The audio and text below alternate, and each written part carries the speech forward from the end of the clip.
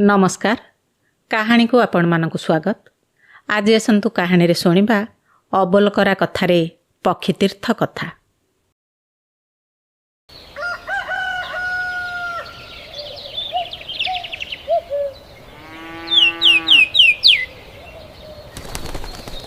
पंडिते अबोलकरा को सांगरे धरी गोटिए देशरे पहुँचिले। से देशर लोकगुड़ाक तेलुगु बिना अन्य किछि कथा जानती नहीं। भाषा न बुझिबारु बड़ अड़ुआ पड़िला। हेले कौन करिवे? पक्षी तीर्थ गोटिए बड़ मनोहर जगह थिला। सेइठारे सेमाने बसी पड़िले। से दिन आउ रोषेई न करि पारि बुजुलारू चूड़ा छतुआ चीनी बाहर करी जलखिया कले। हालिया लागिबारु पंडिते मृगछाल उपरे टिके विश्राम करुछंती। दिन 2 प्रहररू अधिक होई गलानी। अबोलकरा बसी तांकर गोड़ मोड़ू अछि। एई समय से देखिला जे सेही निकटरे गोटिए बड़ अकर्म शिला पत्थर अछि। से पत्थरटा 300 हाथ उच्च। ताहार उच्च जेतिकी ओसार सेतिकी हेब। सेठारे सेवक जणे ब्राह्मण। से दही भात हांडिए नहीं से पत्थर ऊपर को उठी जाई से भात हांडी को 2 भाग करी ता ऊपर बाढ़ी देला। तही परे टिकिए गला उतारू आकाश मार्गरे जोड़िए स्वेन पक्षी उड़ी आसी सेही पत्थर ऊपर बसिले। सेवक ब्राह्मण जो दही भात 2 बाढ़ी देइथिला ताकू से 2 पक्षी खाई पुणी उड़ीगले। यह देखि अबोलकरा पंडित को पचारिला, गोसाई कहिल ए कथा कौन? ये पक्षी जोड़ाक केउठारू आसिले? ये काहेकि एपरी आसी खाउछंती? प्रतिदिन काहेकि तांकू दही भात दिया होउची? एपरी किए खंजाई देउची? एथिर मूल कारण मते बुझेई कह। पंडिते कहिले ए तो सत्य जुगर कथा। मूलरू कहिले 3 ओली लागिब। जाहा हेउ तू जेबे शुणिबु बोलुअछु तेबे संक्षेपरे कहिदेबा। एतक कही पंडित बोइले, पक्का कंबल पोत छता बस अबोलकरा शोणु कथा। पूर्व कालरे प्रह्लाद वंशरे प्रहेती बोली गोटे बड़ दुष्ट असुर जन्म हैला। से असुर कथा कौन कहिबी? तार देहटा पर्वत परी। से एडिकी बलुआ जे मन कले पृथ्वीटाकू ओपाड़ी फिंगिदेव। से कठोर तप करी ब्रह्मांकठारू बर पाई 3 पुर जिणिला। ता भयरे देवता माने स्वर्ग छाड़ी पर्वत कंदर भितरे लुचि थांती। ब्राह्मण माने होमयज्ञ किछि करि पारिले नाही। से दुष्टर बाहुबଳରେ प्रतापी होई असुरगण 3 पुरर सिरी भोग कले। एइपरि केते काल बहिगला। तापरे 3 भुवन छारखार हेबार देखि देवता माने से कथा जाई ब्रह्मा को कहिले। ब्रह्मा बोइले, से असुर मोठारू बर पाई बलुआ होइछि। तुमे माने युद्ध कले ताकू मारि परिबो नाही। केवल तुमे जाई गरुडंकु कहिब से ताकू मारि देई परिबे। एहा देखि देवता माने रम्यक दीपकु जाई गरुडंकु कहिले। गरुड बोइले, मु से असुरंकु मारिदेले तुमे माने मते कौन देब? देवता माने बोइले, तुमे तो विष्णुक वाहन। तुमर कौन अभाव अछि जे आम्भे अबा तुमकु देई संतुष्ट करिबु? मात्र तुम्भर कीर्ति सबु कालकु जेपरि रहिब सेहीपरि मर्त्य भुवनरे गोटिए तीर्थ तुम्भ नामरे करिदेबु। एहा सुनी गरुड बड़ संतुष्ट होई कहिले, तुमे माने एतिकी करिदेले मोर सबु हेला। एबे जाई पूर्व परि गुप्त स्थानरे लुचि जाओ। मु अल्प दिन मध्यरे तुमर शत्रुकु मारिदेबी। एहा सुनी देवता माने गरुडंकु नमस्कार करी जे जहा स्थानकु चलीगले। से माने गला उतारू गरुड़ मने मने पांचिले, मु किपरि असुर को मारिबी? जेबे मारि न पारिबी ताहेले मोर बड़पण आउ रहिब नाही। एमंत भावना करी क्षीर समुद्र रे विष्णु अनंत सज्जार शोइछंती। तांक पाखरे जाई मिलिले। विष्णु से कथा जानि पारि निद्रारू उठी पचारिले, किओ गरुड़, देशर हालचाल सबु भल तो? गरुड़ हाथ जोड़ी बोइले, भल कथा कौन कहिबी? देवता माने स्वर्ग छाड़ी गिरिकंदर लुचिछंती। मनुष्य माने घरू बाहरी पारु नाहंती। पाताल लोके गातरे पशि अछंती। ऋषि माने यज्ञ पाशोरी देलेनी। जाहा बोलंती अविवेक हेले घर नायक, पत्थर मलई पारुडा पोक। सेहीपरि आपण पृथ्वी पालक होई निश्चिंतर शोई अछंती। संसारर भल किए करिब जे से कथा मोते काहेकि पचारुछंती? एहा सुनी विष्णु टिके निर्वेद होई बोइले, 10 दिगपाल माने, भूपाल माने, गृहपाल माने एमाने सबु थाउ थाउ एपरि विपरीत कथा କାହିଁକି ଘଟିଲା? ଗରୁଡ଼ ବୋଇଲେ, ପ୍ରହେତି ଅସୁର ବ୍ରହ୍ମାଙ୍କଠାରୁ ବର ପାଇ 3 ପୁର ଜିଣିଲା। ତାକୁ କେହି ମାରିପାରୁନାହାନ୍ତି। ଏଥକୁ ଆପଣ ଶୀଘ୍ର ଉପାୟ ଚିନ୍ତା କରନ୍ତୁ। ବିଷ୍ଣୁ ବୋଇଲେ, ସେ ଯେବେ ବ୍ରହ୍ମାଙ୍କଠାରୁ ବର ପାଇଅଛି, ତାହେଲେ ତାହାର ମୃତ୍ୟୁଭେଦ ନ ପାଇଲେ ଆମେ ମଧ୍ୟ ତାକୁ ମାରିପାରିବୁ ନାହିଁ। ତେଣୁ ସେ ଲକ୍ଷ୍ମୀଙ୍କୁ ଡାକି ପଚାରିଲେ। ଲକ୍ଷ୍ମୀ ବୋଇଲେ, ପାତାଳ ଭୁବନରେ କୁଳିକ ନାଗର ଝିଅ ଅବିବାହିତ ହୋଇ ରହିଅଛି।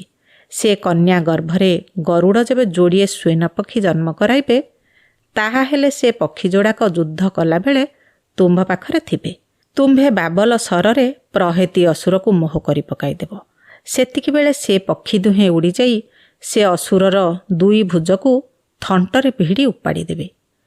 ଅସୁରର କାନ୍ଧ ଶିରା ଭିତରେ ଅମୃତ କୁଣ୍ଡଳିନୀ ଅଛି। ସେ ତାହା ବ୍ରହ୍ମାଙ୍କଠାରୁ ପାଇ ସେଇଠାରେ ଗୁପ୍ତ କରି ରଖିଅଛି। ଅମୃତ କୁଣ୍ଡଳିନୀ ପ୍ରଭାବରୁ ସେ ମରୁନାହିଁ। ସ୍ୱେନ ପକ୍ଷୀର ଚଞ୍ଚୁଘାତ ବିନା ଅନ୍ୟ କୌଣସି ଅସ୍ତ୍ରଶସ୍ତ୍ରରେ ତାର ଭୁଜ ଉପୁଡ଼ିବ ନାହିଁ। ତୁମ୍ଭେ ବାବଲ ସରରେ ତାକୁ ମୋହ କରି ପକାଇବ। ସ୍ୱେନ ପକ୍ଷୀ ଦୁହେଁ 2 ଭୁଜ ଉପାଡ଼ି ନେବେ। ଅମୃତ କୁଣ୍ଡଳିନୀ ଯୋଡ଼ିକ ଖସି ପଡ଼ିଲେ ଗରୁଡ଼ ସେ ଯୋଡ଼ିକୁ ଝାମ୍ପି ନେବ। ତାହେଲେ ଯାଇ ଅସୁର ମରିବ। ଏ 3 କଥାଯାକ ଏକାବେଳକେ ନୋହିଲେ ସେ ନ ମରେ। ଏହା କହି ଲକ୍ଷ୍ମୀ ଠାକୁରାଣୀ ଭିତରପୁରକୁ ଚାଲିଗଲେ। ତହିଁ ପରେ ଗରୁଡ଼ଙ୍କୁ ଚାହିଁ ବିଷ୍ଣୁ ବୋଇଲେ, ଶୁଣିଲ ତ ଲକ୍ଷ୍ମୀ ଯାହା କହିଲେ, ଏବେ କ'ଣ କରିବା ବୋଲ? ଗରୁଡ଼ ବୋଇଲେ, ଏ ତ ବଡ଼ ବିଷମ କଥା। ନାଗମାନେ ତ ମୋର ଶତ୍ରୁ। ସେ ମୋତେ ଦେଖିବା ମାତ୍ରେ କୁଆଡ଼େ ଲୁଚିବେ ଯେ ତାଙ୍କର ଚିହ୍ନବର୍ଣ୍ଣ ଦିଶିବ ନାହିଁ। ମୁଁ ଆଉ କିପରି କୁଳିକ ନାଗର ଝିଅକୁ ପାଇବି ଯେ ତା ଗର୍ଭରେ ସ୍ୱେନ ପକ୍ଷୀ ଜନ୍ମ କରାଇବି? ବିଷ୍ଣୁ ବୋଇଲେ, ତୁମେ ନିଜ ରୂପକୁ ଲୁଚାଇ ଦେଇ ମାୟାରେ ଗୋଟିଏ ରାଜପୁତ୍ର ବେଶ ଧରି ପାତାଳପୁରକୁ ଯାଅ। ସେଠାରେ ଭୋଗବତୀ ନାମରେ ଗୋଟିଏ ପୁଣ୍ୟ ନଦୀ ବହୁଛି। ସେ ନଦୀକି ସ୍ନାନ କରିବାକୁ ନାଗକନ୍ୟାମାନେ ପ୍ରତିଦିନ ଆସନ୍ତି। ତୁମ୍ଭେ ସେଇଠାରେ ବାସ କରି ରହିଲେ ନିଶ୍ଚୟ ସେ କନ୍ୟାକୁ ପାଇବ। ଏହା ଶୁଣି ଗରୁଡ଼ ଜୋ ଆଜ୍ଞା କହି ଅତି ସୁନ୍ଦର ରାଜପୁତ୍ର ବେଶ ଗୋଟିଏ ଧରି ପାତାଳପୁରକୁ ଗଲେ। ସେଠାକୁ ଯାଇ ବିଷ୍ଣୁ କହିଥିବା ପ୍ରକାରେ ଭୋଗବତୀ ନଦୀର ଘାଟ ନିକଟରେ ବସା କରି ରହିଥାନ୍ତି। ଦୈବରେ ରବିବାର ଓଷା ପୂଜିବାକୁ ଅନେକ ନାଗକନ୍ୟା ସେଠାକୁ ଆସି ସେଠାରେ କୌତୁକରେ ଓଷା ପୂଜା କଲେ। କୁଳିକ ନାଗକନ୍ୟା ନାମ ବିଦ୍ୟୁପ୍ରଭା। ସେ ମଧ୍ୟ ତାଙ୍କ ସଙ୍ଗେ ଓଷା ପୂଜିବାକୁ ଆସିଥିଲା। ପୂଜା ଶେଷରେ ବାହୁଡ଼ିଲା ବେଳକୁ ତା ଦୃଷ୍ଟି ସେହି କପଟ ବେଶଧାରୀ ରାଜପୁତ୍ର ଉପରେ ପଡ଼ିଲା। ଗରୁଡ଼ ତ ବିଷ୍ଣୁଙ୍କ ଆଜ୍ଞାରେ ମନୋହର ରୂପ ଧରିଥିଲା। ତାଙ୍କର ସୌନ୍ଦର୍ଯ୍ୟ ଦେଖି ସେ କନ୍ୟାର ପାଦ ଚଳିଲା ନାହିଁ। ତେଣୁ ସଖୀମାନଙ୍କୁ ସେ କହିଲା, ମୋ ବେକରୁ ମଣିରତ୍ନ ହାରଟି କୁଆଡ଼େ ପଡ଼ିଗଲା। ମୁଁ ଯାଉଛି ଖୋଜିବି। ତୁମେମାନେ ଟିକିଏ ଥାଅ, ନୋହିଲେ ଚାଲିଯାଅ। ମୁଁ ହାରଟି ପାଇଲେ ଯିବି। ଏହା ଶୁଣି ସେମାନେ ବୋଇଲେ, ତୋର ତୁ ହାର ଖୋଜୁଥା, ଆମେ ଯାଉଛୁ। ଏତେ ବୋଲି କହି ସେମାନେ ଚାଲିଗଲେ। ବିଦୁପ୍ରଭା ହାର ଖୋଜିବ କ'ଣ? ହାର ବଦଳରେ ନାଗର ଖୋଜିବାକୁ ଯାଇ ସେହି ରାଜପୁତ୍ର ନିକଟରେ ମିଳିଲା। ଦୁହେଁ ଦୁହିଁଙ୍କ ରୂପରେ ମୋହିତ ହୋଇ ଗାନ୍ଧର୍ବ ମତରେ ବିଭା ହୋଇ ପଡ଼ିଲେ। କ୍ଷୀରରେ ନୀର ମିଶିଲା ପରି ଦୁହିଁଙ୍କର ମନ ମିଳିଥିବାରୁ ଦୁହେଁ ନାନାଦି କୌତୁକରେ ବିହାର କଲେ। ଗରୁଡ଼ ତ ବ୍ରହ୍ମଜ୍ୟୋତି ଅଟନ୍ତି। ତାଙ୍କ ସହିତ ବିହାର କରିବାରୁ ସେ କନ୍ୟା ଗର୍ଭବତୀ ହୋଇ ସେହି କ୍ଷଣି ଯୋଡ଼ିଏ ସ୍ୱେନ ପକ୍ଷୀ ଜନ୍ମ କଲା। ତାହା ଦେଖି ବିଦ୍ୟୁପ୍ରଭା ଚକିତ ହୋଇ ସେ ରାଜପୁତ୍ରଙ୍କୁ ପଚାରିଲା, ତୁମ୍ଭେ କିଏ? ମୁଁ ତୁମର କୁଳ ଗୋତ୍ର ନ ଜାଣି ତୁମ୍ଭ ସଙ୍ଗେ ପ୍ରୀତି କଲି ଯେ ଏତେ ବଡ଼ ହଟହଟା ହେଲି। ତୁମେ ଯେବେ ମନୁଷ୍ୟ ଜାତି ହୋଇଥାନ୍ତ, ତାହେଲେ ତୁମ୍ଭ ଔରସରେ ପକ୍ଷୀ ସନ୍ତାନ ଯୋଡ଼ିଏ କାହିଁକି ଜନ୍ମ ହୋଇଥାନ୍ତେ? ଏହା ଶୁଣି ଗରୁଡ଼ ନିଜ ରୂପ ଧରି ବୋଇଲେ, ପ୍ରିୟେ, ମୁଁ ପକ୍ଷୀରାଜ ଗରୁଡ଼। ତୁମ୍ଭେ ମୋର ପ୍ରିୟବତୀ ହୋଇ କୃତାର୍ଥ ହୋଇଅଛ। ତୁମ୍ଭର ଏ ପୁତ୍ର ଦୁହେଁ ଦେବ କାର୍ଯ୍ୟ କରି ସୃଷ୍ଟି ଥିବା ଯାଏଁ ପୂଜା ପାଇବେ। ଏବେ ତୁମ୍ଭେ ଯାଇ ତୁମର ପିତାଙ୍କୁ ଏହି କଥା ଜଣାଅ। ଆହୁରି ତାଙ୍କୁ କହିବ, ଗରୁଡ଼ ତୁମ୍ଭଠାରେ ବଡ଼ ପ୍ରସନ୍ନ ହୋଇଛନ୍ତି। ଏହା ଶୁଣି ସେ କନ୍ୟା ତକ୍ଷଣେ ଯାଇ କୁଳିକ ନାଗକୁ ସବୁ କଥା ଜଣାଇଲା। କୁଳିକ ଏ କଥା ଶୁଣିବା ମାତ୍ରେ ବଡ଼ ଆନନ୍ଦିତ ହୋଇ ଅନେକ ସମ୍ଭାର ଘେନି ଗରୁଡ଼ଙ୍କ ନିକଟରେ ମିଳିଲା। ଗରୁଡ଼ ସିନା ନାଗମାନଙ୍କୁ ଦେଖିଲା ମାତ୍ରେ ଖାଇ ଦେଉଥାନ୍ତି, ଏବେ କୁଳିକ ତାଙ୍କ ଶ୍ୱଶୁର ହେବାରୁ ତାଙ୍କୁ ନମସ୍କାର କରି କହିଲେ, ତୁମ୍ଭେ ଆଉ ମୋତେ ଭୟ କର ନାହିଁ। ମୁଁ ଏଇ ସନ୍ତାନ ଯୋଡ଼ିକୁ ନେଇ ଯାଉଛି, ଦେବ କାର୍ଯ୍ୟ କରିବି। ତୁମ ଝିଅ ତୁମ ଘରେ ଥାଉ। ଏହା କହି ସ୍ୱେନ ପକ୍ଷୀ ଯୋଡ଼ିକୁ ଆଣି ବିଷ୍ଣୁଙ୍କ ନିକଟରେ ମିଳିଲେ। ଗରୁଡ଼ ସଙ୍ଗରେ ସ୍ୱୟନ ପକ୍ଷୀ ଯୋଡ଼ିଙ୍କୁ ଦେଖି ବିଷ୍ଣୁ ଅତି ଆନନ୍ଦିତ ହୋଇ ପଚାରିଲେ, କିଓ ଗରୁଡ଼, କାର୍ଯ୍ୟସିଦ୍ଧି ହେଲା? ଗରୁଡ଼ ବୋଇଲେ, ଆପଣଙ୍କ ଆଜ୍ଞାରେ କ'ଣ ନ ହୋଇପାରେ ଯେ ଏ ଗୋଟାଏ କି କଥା। ଏବେ ମୋ କାନ୍ଧରେ ବିଜେ କର, ଅସୁରଙ୍କୁ ବଦ୍ଧ କରି ପୃଥିବୀ ଭାର ଉଶ୍ୱାସ କରିବା। ଏହା ଶୁଣି ପ୍ରଭୁ ଗରୁଡ଼ କାନ୍ଧରେ ବିଜେ କଲେ। ସ୍ୱେନ ପକ୍ଷୀ ଦୁହେଁ ତାଙ୍କ ସଙ୍ଗେ ସଙ୍ଗେ ଥାନ୍ତି। ବିଷ୍ଣୁ ପ୍ରହେତି ଅସୁରର ରାଜଧାନୀ ନିକଟକୁ ଯାଇ ଧ୍ୱନି କଲେ। ତାହା ଶୁଣି ପ୍ରହେତି କ୍ରୋଧରେ ପ୍ରଜ୍ୱଳିତ ହୋଇ ଅସୁରଗଣକୁ ଧରି ଯୁଦ୍ଧ କରିବାକୁ ବାହାରିଲା। ବିଷ୍ଣୁ ତାଙ୍କର ଚକ୍ରକୁ ପେଶିଦେଲେ ଯେ ଅସୁର ସୈନ୍ୟରେ ଯେତେ ବଡ଼ ବଡ଼ ଯୋଦ୍ଧା ଥିଲେ ତାଙ୍କର ମୁଣ୍ଡଯାକ ସେ ଚକ୍ର କାଟି ପକାଇଲା। ବାକି ଥୋକେ ଅସୁର ଚକ୍ରର ତେଜ ସହି ନ ପାରି ପ୍ରାଣ ବିକଳରେ ପଳେଇଗଲେ। ତାହା ଦେଖି ପ୍ରହେତି ଚନ୍ଦ୍ରଙ୍କୁ ରାହୁ ଘୋଟିଲା ପରି ବିଷ୍ଣୁଙ୍କୁ ଘୋଟି ଆସିଲା। ଅସୁର ରାଜାର ପ୍ରତାପ ଦେଖି ବିଷ୍ଣୁ ବାବଲସର ପ୍ରହାର କରି ତାକୁ ମୋହ କରି ପକାଇଦେଲେ। ସେତିକିବେଳେ ସ୍ୱେନ ପକ୍ଷୀ ଦୁହେଁ ଉଡ଼ିଯାଇ ତାର ଭୁଜ ଯୋଡ଼ାକୁ ଥଣ୍ଟରେ ଉପାଡ଼ି ନେଇ ଉଡ଼ି ପଳାଇଲେ। ଭୁଜ ଦୁଇଟା ଉପୁଡ଼ି ଯିବାରୁ ତାର କାଖ ସନ୍ଧିରୁ ଅମୃତ କୁଣ୍ଡଳିନୀ ଯୋଡ଼ିକ ଖସି ପଡ଼ିଲା। ଗରୁଡ଼ ତ ପୂର୍ବରୁ ଜାଣିଥିଲେ। ସେ ତକ୍ଷଣେ ଝାମ୍ପ ଦେଇ ସେଗୁଡ଼ିକୁ ନେଇ ଗିଳିଦେଲେ। ପ୍ରହେତି ଅସୁର ପ୍ରାଣ ଛାଡ଼ି ପର୍ବତ ପରି ପଡ଼ି ରହିଲା। ପ୍ରହେତି ମରିବାରୁ ଦେବଗଣ ଭୟ ଛାଡ଼ି ପର୍ବତ କନ୍ଦରରୁ ଆସି ସେଠାରେ ରୁଣ୍ଡ ହେଲେ। ସମସ୍ତେ ମିଳି ବିଷ୍ଣୁଙ୍କୁ ପୂଜା କଲେ। ଗରୁଡ଼ କହିଲେ, ଏହି ସ୍ୱେନ ପକ୍ଷୀ ଯୋଡ଼ିକ ମୋର ପୁତ୍ର ଅଟନ୍ତି। ଏ ଦୁହିଁଙ୍କ ଯୋଗରେ ଦେବକାର୍ଯ୍ୟ ସିଦ୍ଧି ହେଲା। ଏହାଙ୍କ ନାମରେ ଗୋଟିଏ ତୀର୍ଥ କର। ଏ ଦୁହେଁ ଯୁଗେ ଯୁଗେ ଥାଇ ସେହି ତୀର୍ଥରେ ପୂଜା ପାଉଥାନ୍ତୁ।